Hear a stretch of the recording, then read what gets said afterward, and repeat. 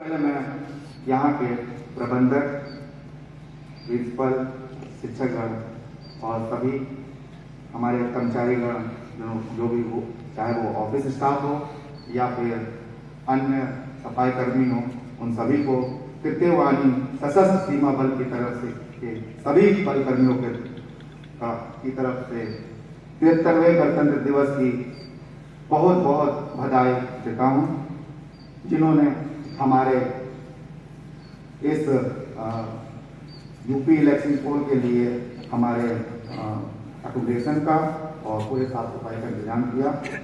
उनको हमारे बल कर्मियों की तरफ से ढेरों बधाइयाँ।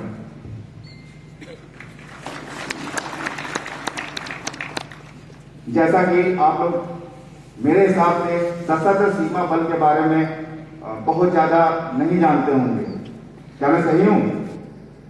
आई थिंक 2016 के बाद जब से ये कम्युनिकेशन का जो रेवोल्यूशन आया है और सभी के पास स्मार्टफोन और जियो ने जब से ये डेटा प्रोवाइड करना शुरू कर दिया फ्री, उसके बाद से ही हमारा जो फोर्स है, इवन हमारे ही फोर्स क्या सभी डिपार्टमेंट और मतलब हर परिवेश में देखा जाए तो इस कम्युनिकेशन क्रांति ने सभी को अवेयर किया है।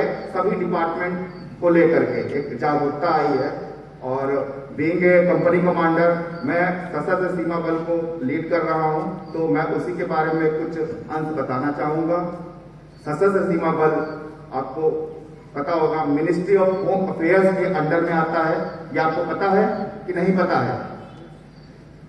आज स्टूडेंट लोग आए कि नहीं आए हैं? कि सब शिक्षक हैं? यहाँ पे सारे शिक्षक हैं।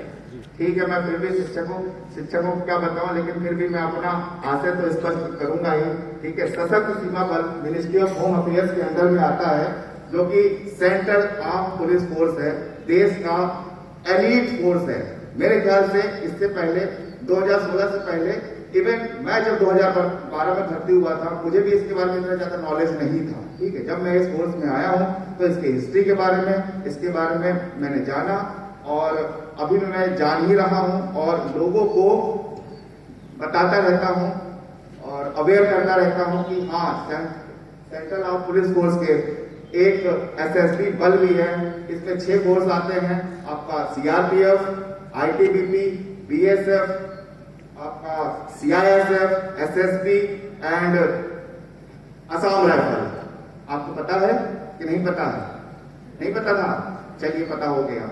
ठीक है, ये देश का एसएसबी सशस्त्र सीमा बल, जिसको कि ये कब आपके इसका एस्टेब्लिश कब हुआ ये भी बताना चाहूंगा। 1962 में जब चीन की लड़ाई हुआ था, चीन का जब वार हुआ था, उस समय अरुणाचल प्रदेश में इवन रिमोट एरिया में जो भारत के बॉर्डर एरिया है, दूरस्थ एरिया है, वहां के नागरिकों को ये तक नहीं पता था। इवन हमारे जब सेंट्रल में राजधानी में हमारे फोर्सेस के बारे में लोगों को पता नहीं है, तो सोचिए दूरस्थ इलाके में जो कि रिमोट एरिया है, जहां पे रोड तक नहीं गई है, उसको कैसे पता चलेगा कि ये भारत है और ये चाइना है? आप इस चीज को समझिए, 1962 में समझिए।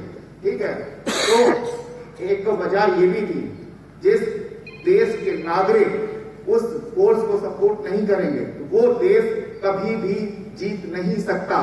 ठीक है, तो 1962 में हार का कारण, सबसे बड़े हार का कारण यही था कि वहां के सिटीजन्स को ये तक नहीं पता था कि हम भारत के नागरिक हैं, ये हमारी फोर्स है, हमको इनको मदद करना है, इनकी रसद पूर्ति करनी है, उनको ये तक नहीं पता था। इस वजह से चाइना की फोर्स मात्र एक बटालियन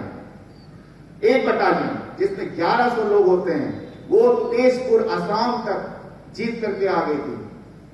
ठीक है, वो तो यूनाइटेड नेशन के इन्वॉल्व के बाद चाइना ने अपनी फोर्स को पीछे किया, लेकिन इसके बाद इंदिरा गांधी जी ने काफी मीटिंग्स की और मीटिंग्स पे ये जो आउटकम निकल के आया कि एक ऐसी फोर्स होनी चाहिए जो बॉर्डर एरिया में जाके हमारे सिटीजन्स को अवेयर करे कि ये भारत है, वो चाइना है। आपको फिर बताना है कि आपको किसका सपोर्ट करना है और जगह जगह पे स्टार्टिंग में हमारी फोर्स वहां जाती थी, लोगों को अवेयर करती थी। अवेयर करने का काम था कि ये भारत है, वहाँ पे लोगों को जैसा कि आज हम जनगण मन गाते हैं, राष्ट्रगान, राष्ट्रगीत वहाँ पे सिखाया जाता था, कैसे लड़ाइयाँ लड़नी है। गिरिल्ला वार जो शब्द आया है वो हमारे एसएसबी के द्वारा ही दिया गया है। छद्म युद्ध जिसे कहते हैं, छुप छुप के लड़ना, ठीक है।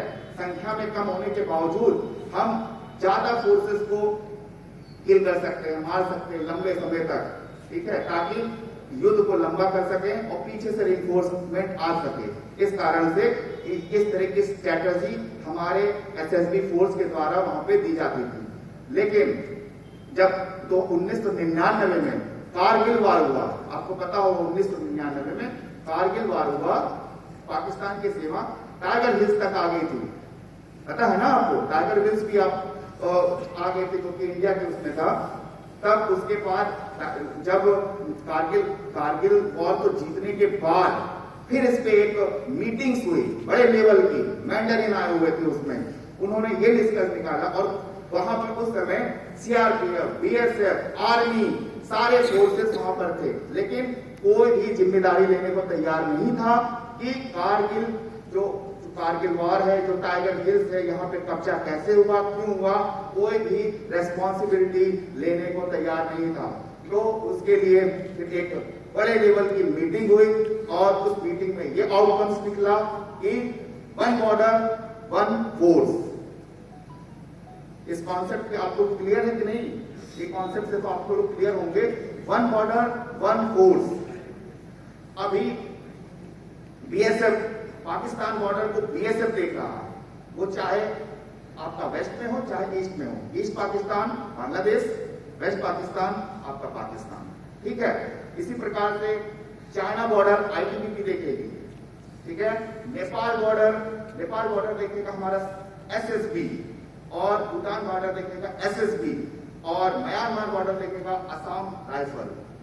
और इंडिया में कहीं भी इंटरनल सिक्योरिटी के लिए सीआरपीएफ को रखा गया है। अगर आंतरिक लड़ाई होती है, भारत के अंदर कोई लड़ाई होगी, तो उसका जिम्मेदारी किसकी होगी? उसका लॉ एंड ऑर्डर मेंटेन करने के लिए सीआरपीएफ, पता है ना आपको सीआरपीएफ? हाँ, तो फिर आर्मी क्या करती है बताइए? आर्मी को किस लिए बनाया गया? उसका संगठन किस लिए हुआ है? हाँ, एक्सटर्नल वॉर के लिए, बाहर की लड़ाई, बाहर युद्ध जिसे कहते हैं। जब बाहर युद्ध होगा तब ही आर्मी आएगी, बात को समझिए। इंटरनल लड़ाई होगी तो ये 6 फोर्स है, ये 6 force, central arm police force, केंद्र की पुलिस है, ये एलीट फोर्स है, चाहे एसएसबी हो, एनएसजी हो, सभी इसी में से जाते हैं, ठीक है। तो आपको ये समझना पड़ेगा, आंतरिक युद्ध में कभी आर्मी का एंगेजमेंट नहीं रहता, कभी नहीं रहता। एक्सटर्नल वॉर में ही वो नजर आएंगे, पाकिस्तान हो या चाइना हो या म्यांमार हो, कोई भी होगा एक्सटर्नल वॉर तो आर्मी आएगी, अदरवाइज आर्मी का कोई भी इन्वॉल्वमेंट नहीं है। समझ में आ गया? ये इंटरनल फोर्स है, external force army. External war के लिए आर्मी, इंटरनल वॉर के लिए ये 6 फोर्स हैं। समझ में आ रहा है? और इसी को अलग अलग जगह डिफाइन किया जाता है। इसी गरुड़ बनाया गया है और बनाया गया, आपका एसपीजी बनाया गया है, और आपका बनाया गया है तो ये पैरा कमांडो बनाए गए हैं, एनएसजी बनाया गया है। ये सब इसी में से निकाले जाते हैं जो क्रीम होते हैं। बात समझ में आ रहा है? उनको ट्रेनिंग दी जाती है 1-1 साल की, तो उनको बनाया जाता है अलग से अलग अलग डिपार्टमेंट है, जो अलग अलग डिपार्टमेंट को देखेगा। ये चीज क्लियर हो गया? एसएसबी के बारे में आपको समझ में आ गया? एसएसबी 2000 में एनडीए की सरकार थी, अटल बिहारी वाजपेयी ने, है ना, उनके द्वारा ही सारे 1 बॉर्डर 1 फोर्स का कॉन्सेप्ट आया था, और उन्होंने ही नेपाल को एसएसबी को दिया उसकी सुरक्षा, जैसे कि मैडम बताती, सिक्योरिटी, ब्रदरहुड, फ्रेटर्निटी के लिए, ठीक है। वहां पे इसको डिप्लॉय किया गया एसएसबी को। फिर उसके बाद 2004 में भूटान को भी एसएसबी को ही हैंड ओवर कर दिया गया। ये था एसएसबी। और जैसा कि आपको पता है, आज 73वां गणतंत्र दिवस है, आजादी के मायने आप जानते ही होंगे। आजादी जानते हैं कि नहीं जानते? आजादी को आपको समझना पड़ेगा। देश में 3 ही नेशनल हॉलीडे हैं। 3 ही नेशनल हॉलीडे कितने हैं? 3 ही तो हैं, 26 जनवरी, 15 अगस्त एंड 2 अक्टूबर, है ना? बाकी कोई नेशनल हॉलीडे नहीं है। इसको महत्व क्यों दिया गया?